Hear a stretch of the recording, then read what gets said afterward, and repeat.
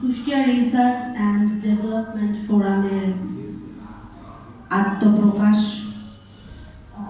ও কর্মসূচি ঘোষণা উপলক্ষে আজকে আমরা এখানে সবাই সমবেত হয়েছি এবং আজকে মঞ্চে উপবিষ্ট আমন্ত্রিত অতিথিগণ এবং সংশ্লিষ্ট এর সাথে জড়িত যারা সবাইকে আমার সালাম ও শুভেচ্ছা জানাচ্ছি।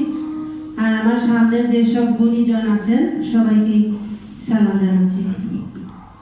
আজকে আমরা এখানে সমবেত হয়েছি, আমরা সবাই কুষ্টিয়ার সন্তান, এই জন্য আমাদের শত ব্যস্ততার মধ্যেও এখানে আসা একটা আলাদা তাগিদ অনুভব করেছি।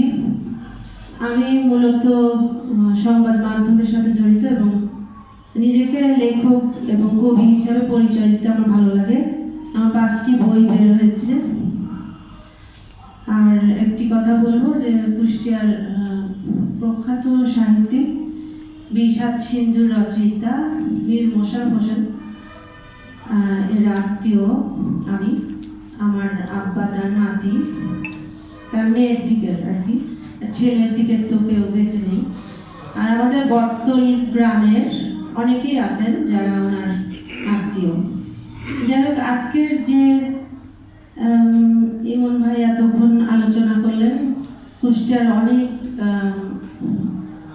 অসুবিধা রয়েছে, ঠিক মতন উন্নয়ন কার্যক্রম সাধিত হয়নি, অনেকেই ক্ষমতা এসেছেন এবং গেছেন, কিন্তু সেইভাবে আমরা ডেভেলপমেন্ট দেখতে পাইনি।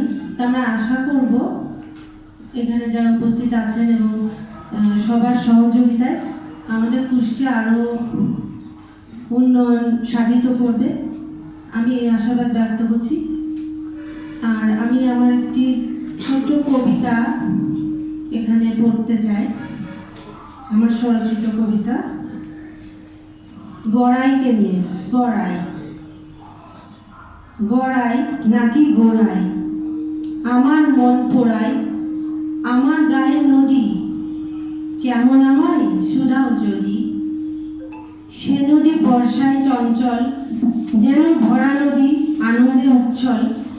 সে নদী গ্রীষ্মে শান্ত শীতল, দিনমান বয়ে যায় ছলছল। সবুজের শ্যামলে ধান ক্ষেত খামার যত, 2 তীর গ্রাম তার ছবির মতো। এ যে আজন্ম আপন অতি, আমার প্রাণের গড়াই নদী। সবাইকে অসংখ্য ধন্যবাদ।